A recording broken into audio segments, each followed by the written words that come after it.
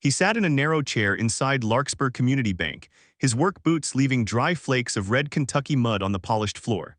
Across the desk, Russ Bellamy kept one hand resting on the folder and the other wrapped around a silver pen. Outside the glass office, customers moved quietly between the teller windows. A printer hummed.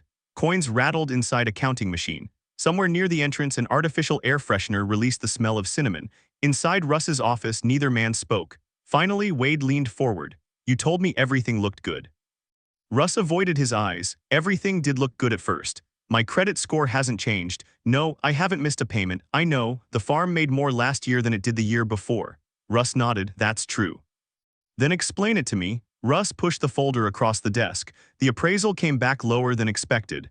Wade looked down at the number printed on the front page. He stared at it for several seconds before looking back up. "That can't be right."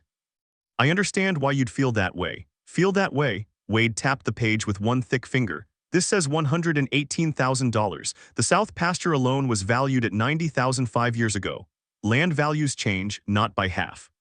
The appraisal also considered the condition of the house, access to the northern acreage, soil productivity, flood risk. "There hasn't been a flood on that hill in my lifetime." Russ exhaled slowly. "I didn't conduct the appraisal, Wade, but you ordered it. The bank ordered it." "You're the bank?" Russ's jaw tightened. Wade leaned back and looked through the glass wall. People he had known his entire life were making deposits, cashing checks, and discussing weather with tellers who had attended the same high school as Wade. His grandfather had opened an account at Larkspur Community Bank in 1958. His father had taken out a tractor loan there. Wade had received his first checkbook from the bank when he was 16. Now the place felt like a stranger's house. "How long?" Wade asked. Russ hesitated. "How long before what?" "Before you take it." Russ lowered his voice. "You're already behind on the agricultural equipment loan. Without refinancing the mortgage and consolidating the debt, the bank can begin foreclosure proceedings in 60 days. Wade's face remained still. Only the tendons in his neck moved. 60 days. There may be other options. Name one. You could sell a portion of the property. To whom? There are buyers interested in acreage around the county. Denny Holt. Russ did not answer quickly enough. Wade gave a bitter laugh. "Of course, Denny has been purchasing land, yes, but the bank has no arrangement with him." "I didn't ask if you had an arrangement. I asked if that's who you meant. I can't discuss another client's business." Wade finally picked up the denial letter. The paper trembled slightly in his hand. He folded it once, then again, pressing the creases with his thumbnail. "My daughter was born in that house." "I know, my wife died in that house." Russ's expression softened. "Wade. My father died in the room where he was born. My grandfather built the barn with timber he cut from the ridge. There are Carrows buried under the oak trees behind Miller's Creek. I know what the land means to you." "No, you know what the land is worth to your bank." "That isn't fair." Wade stood. Russ stood too. "I'm trying to help you." Wade slid the folded letter into his jacket. "No, Russ, you're trying to feel like you helped me." He opened the office door. Russ followed him into the lobby. "Wade, wait." Wade stopped but did not turn around. Russ lowered his voice. "If you receive a serious offer for the property, consider it. Pride won't stop the clock." Wade looked back at him. "This isn't pride." He glanced at the bank's framed photograph of its founders hanging near the entrance. "This is the only thing my family ever managed to keep." Then he walked out into the cold February sunlight. Wade drove home with the radio off. The road climbed out of Larkspur Hollow and curled between wooded hills stripped bare by winter. Gray branches scraped at the sky. Old tobacco barns leaned into the wind. Rusted mailboxes stood along the road like bent soldiers. Every few miles, Wade passed another sign: "Land for sale, auction." Bank-owned property. The signs had appeared slowly at first, one farm after another. Families who had survived droughts, recessions, injuries, and crop failures were losing ground to debts they could no longer carry. Denny Holt had bought 3 of those farms. Denny called it investing in the county's future. Wade called it waiting beside a sickbed with a measuring tape. He tightened his grip on the steering wheel as he passed the old Ransom place. The farmhouse windows were boarded. A yellow excavator sat where Mrs. Ransom's rose garden used to be. A blackened gold sign near the driveway read, "Holt Land Development Private Property." Wade turned his eyes back toward the road. His truck climbed the final hill and rattled through the wooden gate of Carrow Farm. The house sat at the center of the property, 2 stories of faded white siding and a green metal roof patched in 3 places. Smoke rose from the chimney. Beyond it stood the barn, the machine shed, and 168 acres of pasture, woods, and creek bottom. Emmy was waiting on the front porch. She wore Wade's old brown coat over her school clothes and held a math book against her chest. "You're late," she called. "I know." Mrs. Patterson says if I'm late again, she's making me stay after school. You're already home. I mean tomorrow. Wade climbed out of the truck. Emmy studied his face. She was 12 years old, but there were moments when she looked exactly like her mother, especially when she narrowed her eyes because she knew Wade was hiding something. How'd it go? She asked. Wade walked around the truck and kissed the top of her head. Go inside, it's cold. That means it went bad. It means it's cold. I'm wearing a coat. Inside, Emmy, she obeyed but slowly. Wade remained outside for a moment looking toward the barn. His father's blue tractor sat under the lean-to. It had not run in 3 months. Wade needed a fuel injector, a hydraulic line, and money he did not have. Everything on the farm seemed to be waiting for money. Inside, Emmy dropped her book on the kitchen table. A pot of vegetable soup simmered on the stove. Wade had started it that morning, and Emmy had kept the fire going after school. She sat across from him while he removed his jacket. So, Wade hung the jacket on the back of a chair. So what? The bank, they're reviewing some things. That's what you said last week. They're still reviewing them. Emmy looked toward the jacket. The paper in your pocket says loan decision. Wade turned. A corner of the folded letter was visible. He pushed it deeper into the pocket. You shouldn't read people's mail. I didn't. The words are printed in giant letters. He poured soup into 2 bowls. Emmy did not reach for hers. Are we losing the farm? Wade sat down. No. It came out too quickly. Emmy's face changed. She had inherited her mother's ability to hear fear hiding behind a confident voice. Dad, we are not losing the farm. Did they give you the loan? He picked up his spoon. They haven't finished everything. That's not what I asked. Wade stared at the steam rising from his soup. He had spent years telling Emmy that lying was cowardly. A person lied because the truth demanded courage they did not have. Now he understood that sometimes people lied because love made them weak. They denied the refinance, he said. Emmy did not move. For good, for now, what happens? We figure something else out. Like what? I don't know yet. Her voice became smaller. Do we have to move? Wade reached across the table and covered her hand. No, you don't know that. I know I'm not letting anyone take this place. But what if they can? Then I'll find a way they can't. Emmy looked around the kitchen. Her height had been marked in pencil on the pantry door every year since she was 3. Her mother's yellow mixing bowl sat above the cabinets. A dark stain near the stove came from the night Wade's father had dropped a pan of blackberry jam. Every corner of the room held a memory. Where would we go? She whispered. We're not going anywhere. Grandpa said the bank can take anything you borrow against. Wade's hand tightened around hers. Grandpa also said banks survive by convincing people they're more powerful than they are. Was he right? Wade looked toward the window. The sun was setting behind the ridge, turning the pasture copper. I hope so. The next morning, Wade spread the appraisal papers across the kitchen table. He had slept for less than 3 hours. The numbers still made no sense. The farmhouse needed repairs, but the land itself was good. The west fields produced hay. The south pasture had road access. A mature stand of walnut and oak covered the ridge. Miller's Creek ran across the northern boundary. Even at a distressed price, the farm should have been worth twice the appraisal. Wade called Sheriff June Ashworth. June was not only the sheriff. She had grown up 2 farms away, hunted squirrels with Wade's older brother, and once punched Wade in the mouth for mocking her haircut in the 8th grade. She arrived an hour later in her patrol SUV carrying 2 coffees. You look terrible, she said as she entered the kitchen. You always know what to say. I practice in the mirror. She set a cup beside him and picked up the appraisal. June was in her mid-40s with silver beginning to show in her dark hair. She read every page twice before speaking. Who is Gerald Pike? The appraiser. I've never heard of him. Neither have I. Where is he based? Lexington. June raised an eyebrow. They brought a man from 2 hours away to appraise a farm in Larkspur County. That's what it says. Who normally does agricultural appraisals for the bank. Old Tom Whitaker used to. Tom knows every fence post in the county. Russ said the bank changed contractors. June turned to the comparable properties section. This one is a steep wooded parcel with no utilities. This one flooded twice in 10 years, and this one is 6 miles from a paved road.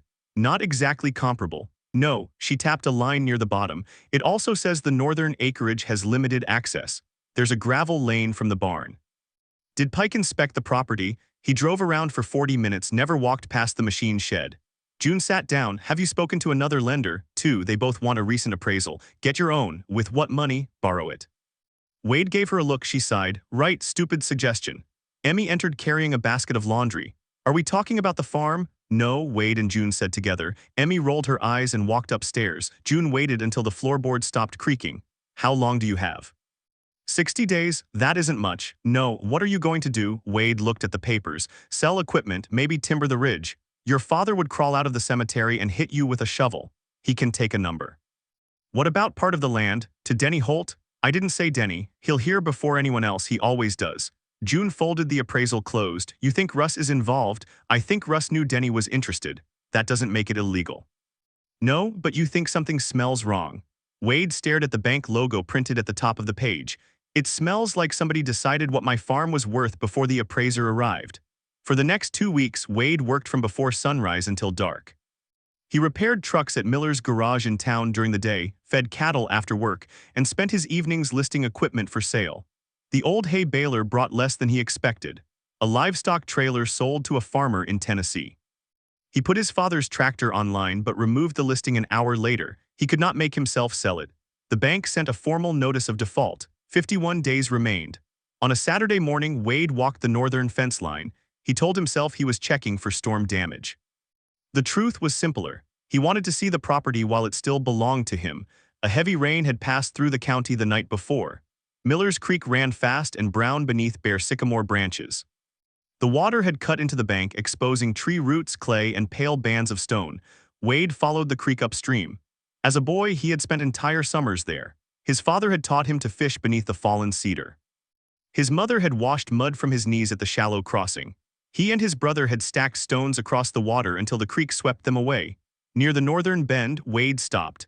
The storm had carved a new channel through the gravel. Something flickered beneath the water. He crouched. At first, he thought it was a fragment of glass. Then the sun shifted through the clouds, and tiny yellow points glowed between the black grains of sand. Wade reached into the freezing water and scooped a handful of gravel. The yellow pieces remained at the bottom of his palm. He rubbed one between his fingers. It bent slightly instead of crumbling. Wade's heartbeat changed. He had seen fool's gold before. Pyrite broke into sharp shapes. These flakes were rounded, soft, and impossibly bright. He looked upstream. Water rushed through a narrow cut in the hillside where the storm had exposed white quartz. Wade filled an empty tobacco tin with wet gravel. Then he filled a second. He spent another hour searching the creek, finding the same tiny yellow flakes in 3 places. By the time he returned to the house, his boots were soaked and his hands were numb. Emmy was sitting on the porch steps. You fallen? Almost. What's in the tin? Dirt. She opened it. That's disappointing. Wade took it from her. Where's Grandpa's magnifying glass? In the attic, I think. Find it. Emmy studied his face. Why, just find it. They spread the gravel on an old baking tray in the kitchen. Under the magnifying glass, the flakes glowed like pieces of trapped sunlight. Emmy gasped. Is that gold? I don't know. It looks like gold. A lot of things look like gold. What else, Benz? Wade looked at her. She smiled. I watched a video about prospecting. Of course you did. Are we rich? No. Could we be? I said I don't know, but maybe. Wade stared at the yellow flakes. For the first time since leaving the bank, something inside him moved that was not fear. Maybe. Cal Prout lived in a stone house at the edge of the county, surrounded by rusted mining equipment, rock piles, and wind chimes made from old drill bits. He had spent 30 years working as a geological surveyor and another 20 insisting he was retired while accepting every consulting job that interested him. When Wade arrived, Cal was splitting firewood. He was 74, thin as a fence rail, with a white beard and eyes that missed almost nothing. You look desperate, Cal said. Good morning to you too. Desperate men come early and carry metal boxes. Wade handed him the tobacco tin. Cal opened it. His humor disappeared. Where'd you get this? On my property. Where exactly? Miller's Creek. Cal looked toward Wade's truck. Anyone follow you? Why would anyone follow me? Cal closed the tin. Come inside. His workshop occupied the back half of the house. Shelves sagged under the weight of labeled stones, maps covered the walls, a microscope sat beneath a bright lamp. Cal placed several flakes beneath the lens. He tested them with a needle, then dropped them into a small glass dish containing acid.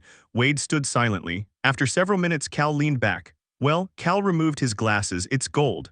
Wade felt the room tilt slightly. How much? What you brought may be enough to buy lunch. I mean in the creek. Cal rubbed his beard. These flakes didn't travel far. See the edges? Still rough. Creek gold gets smoother the longer water carries it. So it came from my land? Likely. Could there be more? There's always more. The question is whether it's enough to matter. Wade told him about the exposed quartz. Cal looked at the map on his wall. Your property sits along the old Larkspur Shear Zone. The what? A geological fault.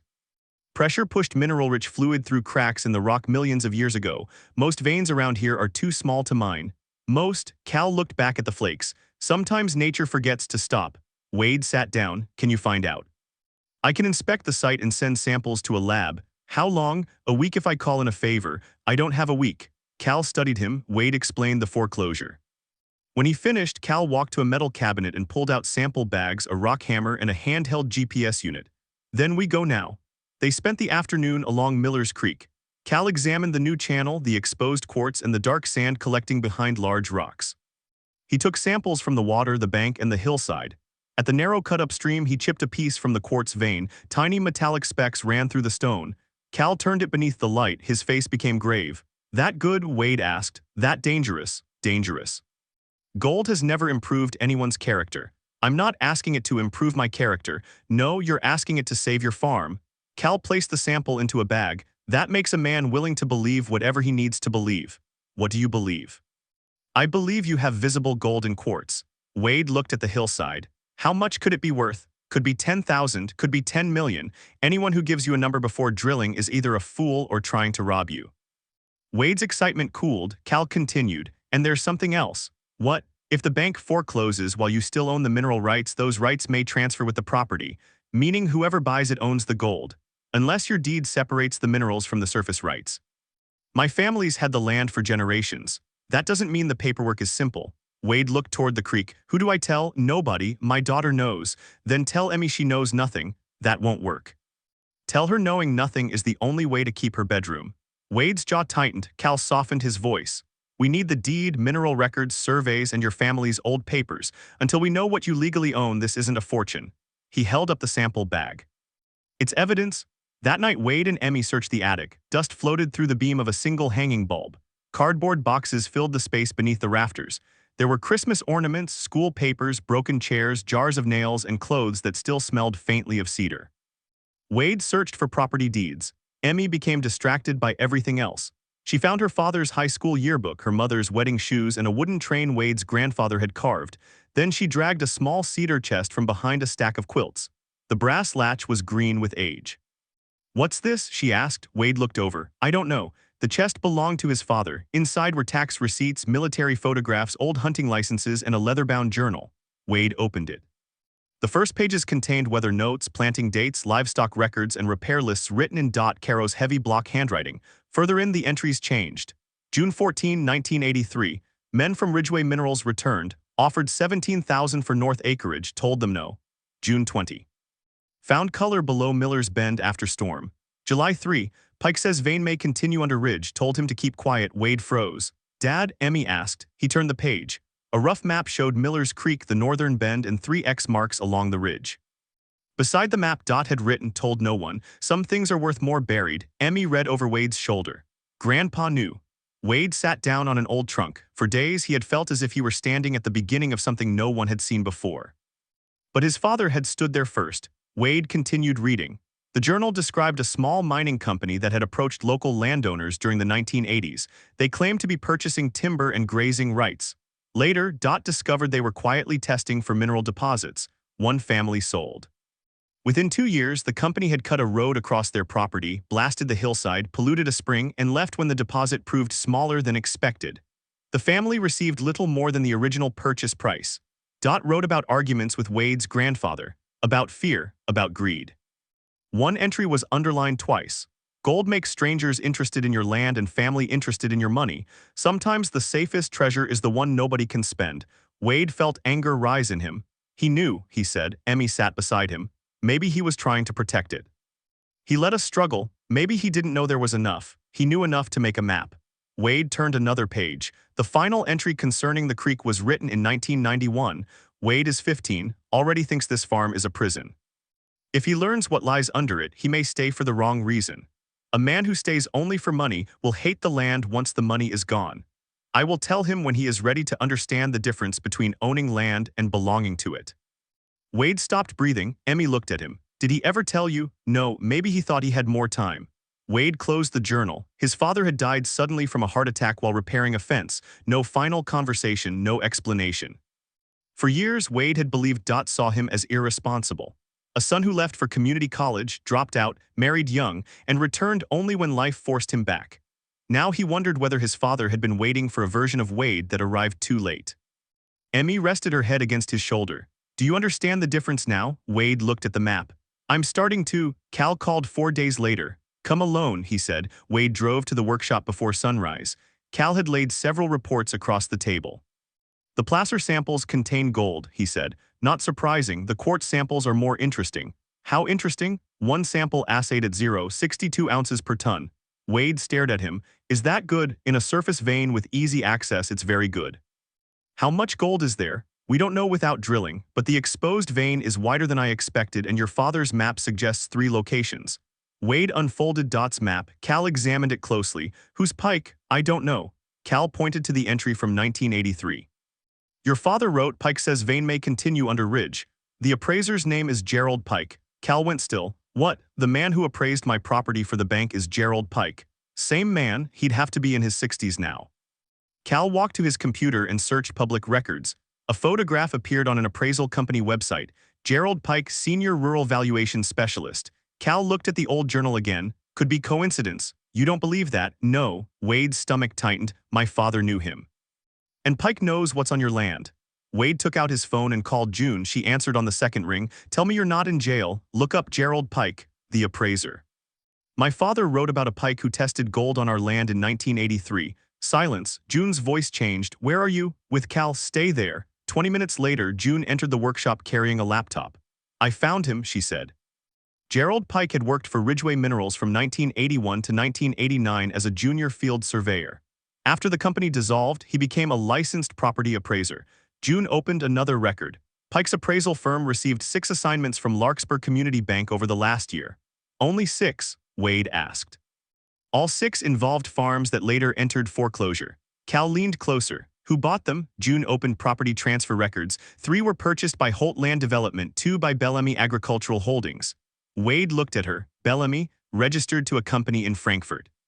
The listed manager is Victor Bellamy. Russ's father-in-law, Victor Bellamy, is the regional director of the bank. The room became silent. Wade thought about Russ telling him to consider serious offers. He thought about Denny Holt buying farm after farm. This was planned. June held up a hand. We don't know that yet. They hired a man who already knew about the gold. We know Pike worked for Ridgeway. We don't know whether Victor knows what Pike knew. Then why appraise the farm at half its value? I agree it looks bad. Looking bad and proving fraud are different things. Wade paced across the workshop. The bank denies the refinance, they foreclose. Victor Bellamy's company buys the land for nothing, then they sell it to a mining company. Cal spoke quietly. Or keep it until gold prices rise. June closed the laptop. We need records connecting Pike, Victor, and your property. How do we get them? Carefully. I have 43 days. And if you accuse them without proof, they'll bury everything. Wade looked at the assay report.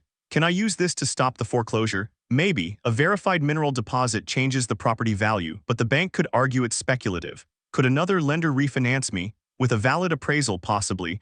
Then we make it public. Cal shook his head immediately. No, why? Because the moment people hear gold, your property becomes a target. Investors, thieves, amateur prospectors, mining companies, reporters. I need leverage. You need control. June nodded. Cal is right. File whatever needs to be filed first. Confirm the mineral rights. Then we decide what becomes public. Wade looked down at his father's journal. Dot had hidden the discovery for more than 30 years. Now Wade had less than 6 weeks to decide whether revealing it would save the farm or destroy what remained. Russ Bellamy ate dinner in a house he could no longer afford. The dining room chandelier was too large. The table was too long. The windows looked over a golf course Russ had played only twice because membership dues made him feel sick. His wife Claire moved food around her plate without eating. At the head of the table sat her father, Victor Bellamy. Victor was 68, silver-haired, and precise in everything from his tailored suit to the way he folded his napkin. You missed the monthly foreclosure target, Victor said. Russ glanced toward his 2 children in the living room. Can we not discuss this here? They can't hear us. Claire can. Claire set down her fork. I already know the bank is having problems. Victor looked at her. The bank is not having problems. Certain branches are underperforming.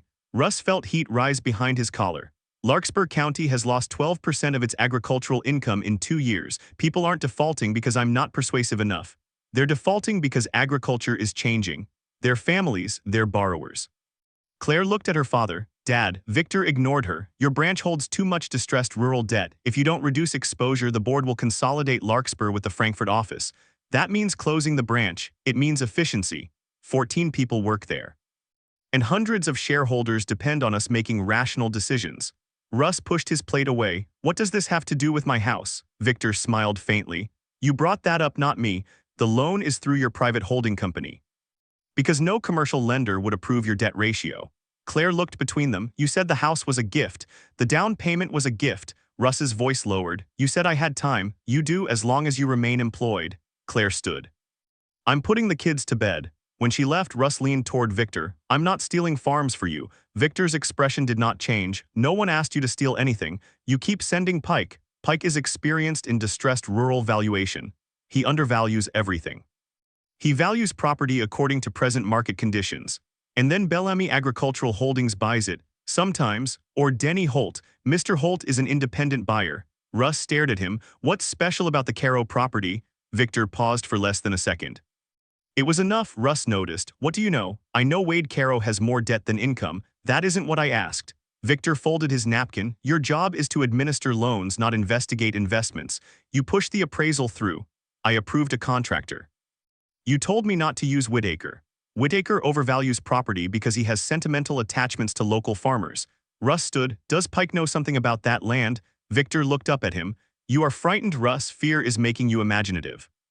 I denied a man's mortgage based on that appraisal. You followed policy. You told me the Carrow foreclosure would save the branch's numbers. It will.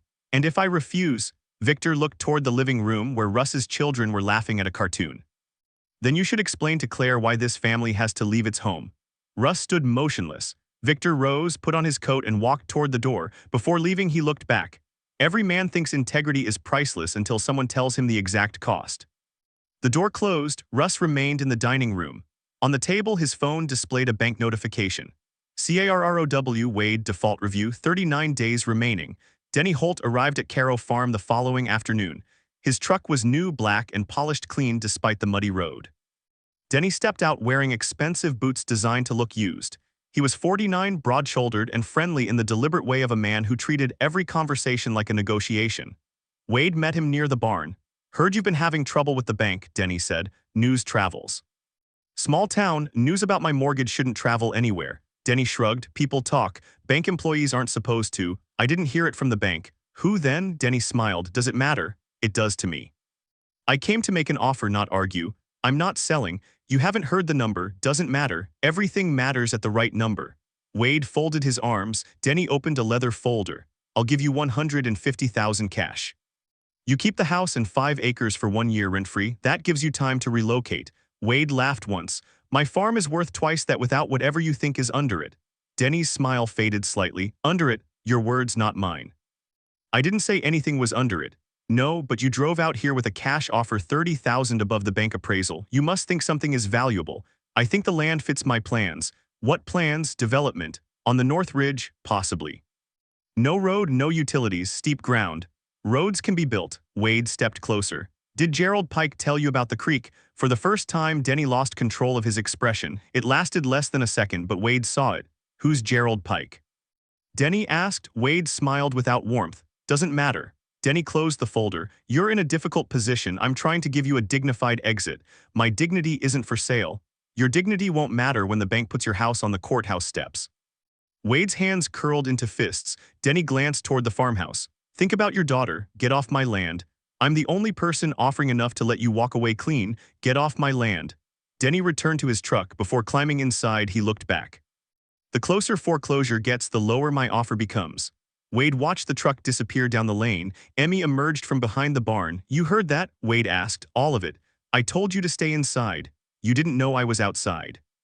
That's not the point. Are we going to sell? No, even if the gold isn't enough. Wade looked toward Miller's Creek. No one knows about the gold. Denny knows. Denny suspects something. He looked scared when you said Pike's name. Wade nodded. Yes, he did. The mineral rights records were stored in the basement of the county courthouse. June persuaded the clerk to let them inspect old deed books after hours. Wade, Cal, and Emmy worked beneath buzzing fluorescent lights while rain tapped against the small basement windows. The Carrow property had been transferred through 4 generations without any recorded sale of mineral rights. That's good, Wade said. Cal shook his head. It's not enough. They found a 1936 lease granting a coal company temporary extraction rights. The lease had expired in 1948. Then Emmy noticed a folded survey map tucked into the deed book. Is this ours? Cal spread it across the table. The survey showed the original Carrow boundary and several handwritten geological markings. At the bottom was a signature, Gerald Pike, dated August 1983. June leaned closer. This map should have been filed separately. It wasn't, the clerk said, probably placed here by mistake. Cal pointed toward the northern ridge. Here, he marked quartz exposure and alluvial color. Wade examined the notes. One line read, potential commercial vein, owner unwilling. Revisit upon transfer or financial distress. Wade's blood went cold. Financial distress. June photographed the document. This proves Pike knew, not that the bank knew. Emmy pointed to another name written near the bottom, V. Bellamy, confidential review. Everyone became silent. June zoomed in with her phone. Victor Bellamy. Cal removed his glasses. In 1983, he would have been in his 20s, Wade said. The clerk searched an old business directory. Victor Bellamy worked for Ridgeway Minerals as a land acquisition associate from 1982 to 1985. Wade gripped the edge of the table. Victor had known about the gold for more than 40 years. The appraisal was not simply low. The foreclosure was not simply convenient. It was the final step in a plan that had waited for Wade's family to become weak enough to defeat. June gathered the records. We have enough to contact the state banking regulator. Will it stop the foreclosure? It may trigger an investigation. May. I won't lie to you, Victor has attorneys. He'll say the old map is unrelated to the present appraisal. Pike used worthless properties as comparisons. That helps. I have an assay showing gold. That helps more. Cal spoke. We need a new appraisal immediately, one that includes the mineral evidence. With 36 days left, Wade said. I know someone, Cal replied. Dr. Lydia Sloan. Economic geologist, she consults for mining companies and courts. How much? A lot. I don't have a lot. I'll pay her retainer. Wade shook his head. No, you can repay me when you're a gold baron. I'm serious. So am I. Why? Cal looked at Dot's journal. Your father once kept Ridgeway from taking my brother's land. Wade stared at him. He never told me. Dot didn't do good things so people would talk about him. Cal folded the map carefully. Let me return one favor. Dr. Lydia Sloan arrived 3 days later with 2 assistants and equipment that made the farm look like an archaeological site. They mapped the quartz vein, collected core samples, and used ground-penetrating sensors along the ridge. Wade watched every movement. The process was slow, technical, and expensive. The foreclosure clock continued. 32 days, 29, 27, Russ called twice. Wade did not answer. Denny Holt drove past the property almost every morning. One night, Wade found boot prints near Miller's Creek. Another night, someone cut the chain on the north gate. June began making extra patrols. On the 24th day, Dr. Sloan returned to the kitchen with her preliminary report. Wade, Emmy, Cal, and June sat around the table. The exposed vein appears to extend at least 480 feet, Lydia said. Average width is approximately 3 feet, though it varies. Wade swallowed. And the grade? Samples range from 0.18 to 0.91 ounces per ton. The average is 0.47. Is that enough? For a small underground or selective surface operation, potentially. How much is potentially? Lydia placed a photograph on the table. Based on the accessible portion alone, the deposit may contain between 12,000 and 22,000 ounces of recoverable gold. Emmy's mouth opened. Wade did not understand the number until Cal spoke. At current prices, that's tens of millions of dollars. The kitchen became silent. Wade looked around the room. The cracked plaster, the faded curtains, the stove that required a match because the igniter was broken, tens of millions. His first emotion was not joy, it was fear. What happens now? He asked. Lydia folded her hands. You should not begin mining.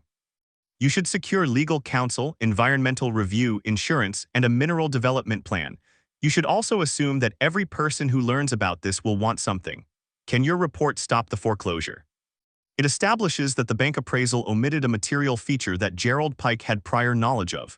June added, and we have evidence connecting Pike and Victor Bellamy to the earlier survey. Wade looked at the report. Then we go to the bank. Russ was alone in his office when Wade entered. The bank had closed 10 minutes earlier. Russ stood. I've been calling you. I know. You're down to 22 days. Wade placed Dot's journal, the 1983 survey, and Dr. Sloan's report on the desk. Russ looked at the documents. What is this? Read. Russ began with the survey map. His face lost color when he saw Victor's name. He opened the geological report. The first page summarized the estimated gold deposit and the failure of the bank appraisal to include known mineral evidence. Russ sat down. How did you find this? My father kept records. Does anyone else know? The sheriff, 2 geologists, the county clerk. Soon the state banking commission. Russ looked up. Wade, wait, that's what you told me when I left your office. I didn't know about this. You knew the appraisal was wrong. I knew it was aggressive. Aggressive? I questioned it. But you still denied the loan. Russ stood and walked to the glass wall. The tellers had gone home. The lobby lights were dim. My father-in-law controls the regional office, he said. I know who Victor is. You don't understand. I understand that he knew about gold on my property in 1983. I didn't. You knew his company was buying foreclosed farms. I knew he invested in land. And Denny Holt, Russ hesitated. Wade's voice hardened. Denny came to my house with an offer. I never told him about your mortgage. Then who did? Russ looked toward the floor. Victor receives delinquency reports. Wade stepped closer. You sat across from me and told me to consider an offer. I was trying to keep you from losing everything. You were helping them take it quietly. Russ turned. My house belongs to Victor. Wade stared at him. What? He financed it, off the books through one of his companies. If I lose my position, he can call the debt. So you traded my home for yours? Russ flinched. I didn't know about the gold. You knew enough. Yes, the word came out barely above a whisper. Russ sat down. I knew Pike's appraisals were low. I knew Victor preferred certain buyers. I told myself distressed land was complicated. I told myself the farmers were already in default. You told yourself whatever kept your kitchen warm. Russ looked at him. Yes. For several seconds neither spoke. Then Russ picked up the 1983 map. My wife thinks her father saved us, he said. The truth is he bought us. Every month I work for him, he owns a little more. Wade felt no sympathy, not yet. What are you going to do? Russ looked through the office window toward a security camera in the lobby. Victor keeps acquisition files on the regional server, internal emails, appraisal requests, buyer communications. Can you access them? Yes. Then give them to June. If I do that, I lose my job. If you don't, I lose my family's land. Russ closed his eyes. Wade gathered the documents. At the door he stopped. My father hid that gold for 40 years because he thought it might turn people into something ugly. Russ looked at him. He was right. Wade left. At 2:17 the next morning, June's phone rang. Russ stood outside the sheriff's office holding a laptop and a cardboard file box. Inside the box were printed emails between Victor Bellamy, Gerald Pike, and Denny Holt. One email concerned Carrow Farm. Pike wrote, deposit indications remain consistent with 1983 field observations. Recommend conservative surface valuation until title transfer is completed. Mineral potential should not appear in public appraisal. Victor replied, proceed. Holt will acquire surface through foreclosure auction.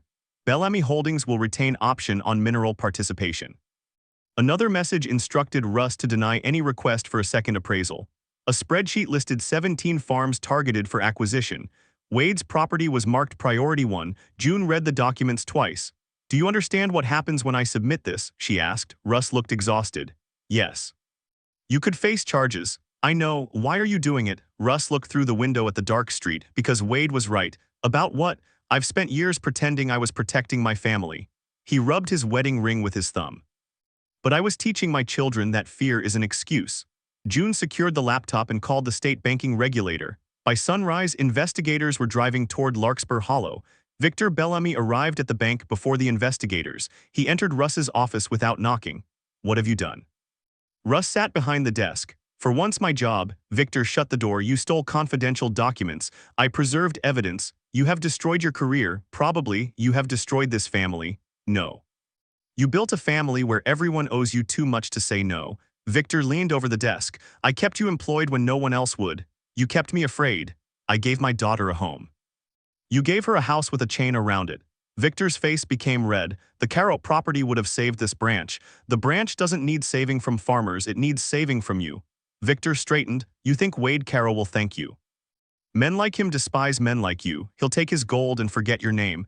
This isn't about Wade thanking me. Then what is it about? Russ looked toward a framed photograph of his children, being able to tell them the truth. Victor laughed bitterly. The truth won't make your mortgage payment. No. Russ removed his bank identification card and placed it on the desk, but neither will this job. Victor stared at the card, then the office door opened. June entered with 2 state investigators. Victor Bellamy, she said, we need to speak with you regarding allegations of appraisal fraud, unlawful coordination of foreclosure purchases, and conspiracy to conceal material property value. Victor looked at Russ. You'll regret this. Russ met his eyes. I already regret everything before it. The foreclosure was suspended that afternoon. Within 1 week, the State Banking Commission froze all 17 targeted property cases. Gerald Pike's appraisal license was suspended pending investigation. Denny Holt denied knowing anything about the gold, but emails showed he had agreed to act as the public buyer while Victor retained mineral options through a private contract. News spread quickly. By the second morning, reporters waited outside Carrow Farm. By the third, strangers were parking along the county road with gold pans, cameras, and metal detectors. June posted deputies at the gate. Wade hated every minute of it. Headlines called him the Kentucky gold farmer. Television crews asked whether he planned to become a millionaire. Mining companies sent offers. One offered $8 million for the mineral rights. Another offered 12. A private investor from Texas offered $15 million cash for the entire property. Wade refused them all. People in town thought he had lost his mind. At Miller's garage, customers who once complained about repair bills began asking Wade for investments. Distant cousins called from 3 states.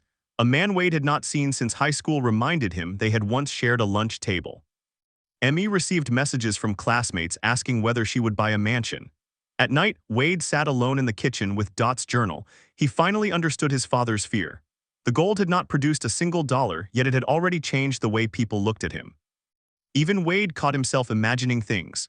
A new truck, a larger house, no more bills, a college fund for Emmy, a private road, a new barn, restored fences, repaired equipment. Then his imagination went further. More land, more cattle, influence. The ability to make people who had ignored him finally pay attention, that thought frightened him most. One evening, Emmy found him studying a mining company proposal. "Are you going to sell?" she asked. "I don't know. You said you wouldn't." "I said I wouldn't sell to Denny. What's the difference? This company is offering enough money that neither of us would ever have to worry again."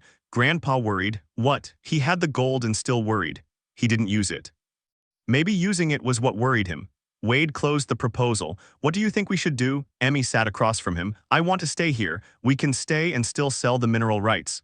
What happens to the creek?" Wade did not answer. "The company's report says they'll reroute part of it," Emmy continued, "and remove trees from the North Ridge. You read the proposal. It was on the table. That doesn't mean you read it. You taught me to read contracts before signing anything." Wade almost smiled. Emmy looked toward the pantry door where her height marks climbed year by year. "If we destroy the farm to save the farm, did we save it?" Wade looked at his daughter.